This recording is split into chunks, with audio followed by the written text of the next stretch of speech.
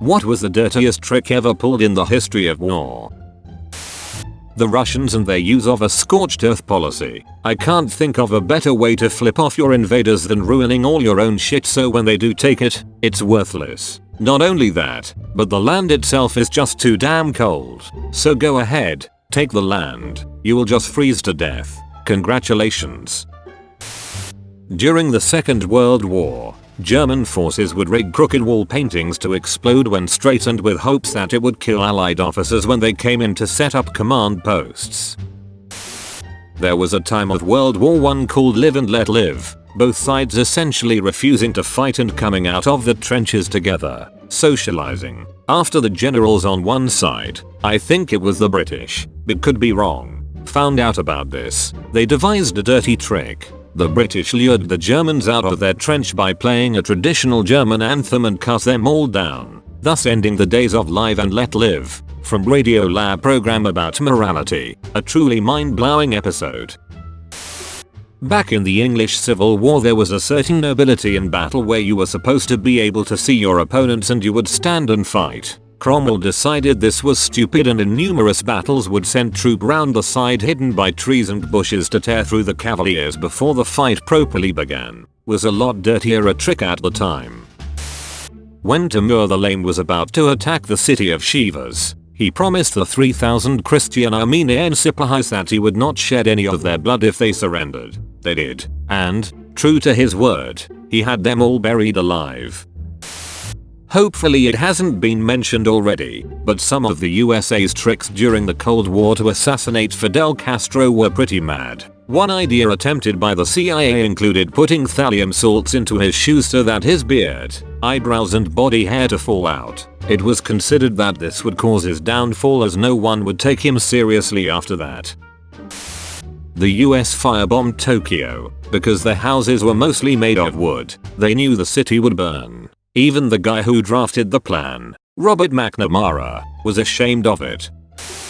So there's this kind of honey made in Turkey called mad honey. It's made from the pollen of rhododendron flowers. If you eat very much of it you get very intoxicated, and you often hallucinate. You can even OD on it. A few times in antiquity, it was used as a weapon of war. For example, the Persians left some out for the Romans to find. The Romans are that sweet shit right up, and then the Persians attacked them while they were all tripping balls and defenseless.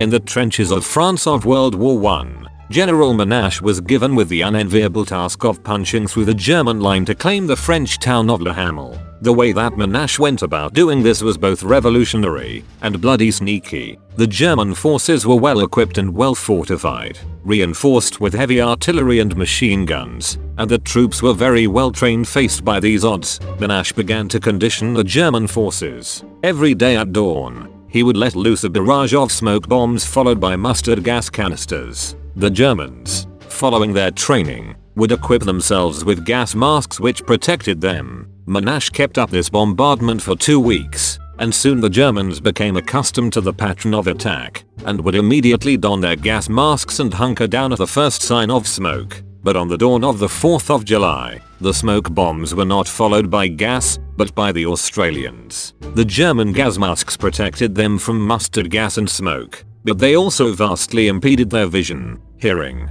and ability to communicate with the noise of the battle and the obscuring smoke. They were deaf and blind on the battlefield. And to make things worse, this was not an unprotected infantry massed attack, but a creeping barrage supported by a division of tanks, heavy artillery, and aircraft. The tanks protected the vulnerable infantry, and the artillery and aircraft prevented the Germans from effectively deploying anti-tank measures. The battle was over in just 90 minutes, and marked the rise of mixed arms warfare.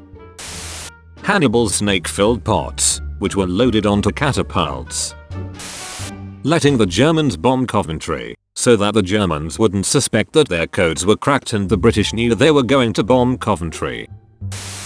According to some records in the art of war, it is considered a good strategy to corner your men and have the enemy attempt to wipe them out, because when the only means of escape survival is through the enemy, then your own men will fight to the death.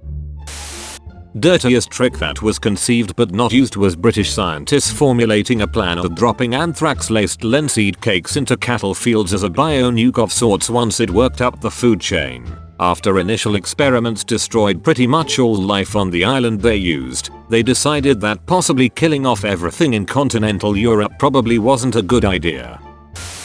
Not so dirty, but Turks had the Turan tactic. The army would form it into a crescent, with the arms of the crescent being the armored, strong divisions and middle front being the fastest divisions and middle back being the highest firepower cannons. They'd start the battle lined up and charge, then the fast middle front guys would start retreating to the lines behind the middle back, the cannons. The arms of the crescent would hold firm because they were the armored part. The enemy would think they were retreating completely, because it looks like they are losing their shit and also their formation, and will chase after them only to be met with the cannons and to be encircled by the crescent's arms. It was a slaughter of the enemy after that. The actor George Sanders found out that his friend, David Niven, was very chummy with Winston Churchill during the war. He asked Niv to give the Prime Minister a note detailing his idea for a new bomb that the RAF could drop on German cities. It would be exactly the same as all the old bombs except it would have a wind-activated siren attached to it. So when the bombs dropped, the German civilian population hiding in shelters would hear the siren, think that the all clear was being sounded and come out, just as the bombs hit. Niven didn't say how Churchill took the idea. Scipio Africanus was fighting against the Carthaginians. One battle in particular, both sides lined up in battle formation for consecutive days. Each side was also using Iberian mercenaries on their flanks, with their native troops in the center. Several days passed with no actual fighting. Eventually Scipio Africanus ordered that his Roman legionaries line up on the flanks rather than the Iberian mercenaries. As expected, the Carthaginians lined up the original way and Scipio ordered his troops to attack. The Roman legionaries, being better equipped and better trained, crushed the Iberians fighting for the Carthaginians and rolled up their flanks. This ended up being a decisive victory for the Romans. Edit. This was the Battle of Ilipa in case you were wondering. Not sure if this counts as a trick, but Napoleon prior to the Battle of Marengo, not only did he cross the Alps with his entire army, a completely unexpected move, but once across, the Austrians thought Napoleon would move to Genoa in order to relieve the siege of that city. Thousands were dying of starvation, and French General Massena desperately called for Napoleon's aid. Napoleon, in a ruthless and surprising move, ignored the calls for help and instead moved to attack the main portion of the Austrian army, eventually winning the Battle of Marengo. Massena surrendered Genoa and it would be years before he eventually forgave Napoleon for abandoning him, and it would be years before Napoleon forgave Massena for surrendering. Genghis Khan, in a large-scale attack against the fortress at Volohay, after being unable to breach the walls, demanded 1,000 cats and 10,000 Chinese swallows in exchange for lifting the siege. When the defenders sent out the animals, Genghis took them and tied tufts of cotton to their tails and ignited them, at which point the animals rushed back to their homes within the city, igniting hundreds of small fires, while Genghis' army attacked again and took the fortress amidst the panic. In World War I, the Allies became used to the smell of chemical weapons and would put their gas masks on quickly. The Germans changed their tactics and would use nearly odorless vomit-inducing chemicals that would absorb quickly into the lungs first. Then, once soldiers were vomiting and couldn't keep their gas masks on, they would fire the main artillery barrage containing the lethal chemicals. The British pulled a dirty trick during the African campaign in World War II. At every well and oasis they could find, they hung a sign that said danger, poison in English and German. It was only when the Germans complained that poisoning wells was a war crime that the British pointed out that yes, poisoning wells was a crime, but merely hanging signs was not. The water was perfectly drinkable. Edit. I've had a bunch of requests for sources, but I cannot for the life of me find where I read it originally. The closest references I can find are to the British creating fake minefields out of nothing but signs in the Second Boer War, and some very impressive British World War II camouflage in Operation Bertram. Maybe when Hitler attacked Soviet Union in 1941, Stalin was so furious and perhaps disappointed that he didn't do any public speeches or appearances for more than 2 weeks. I think the start of World War II when Hitler made prisoners dress like Polish soldiers and let them attack Germany so that Germany could run over Poland, sneaky bastard.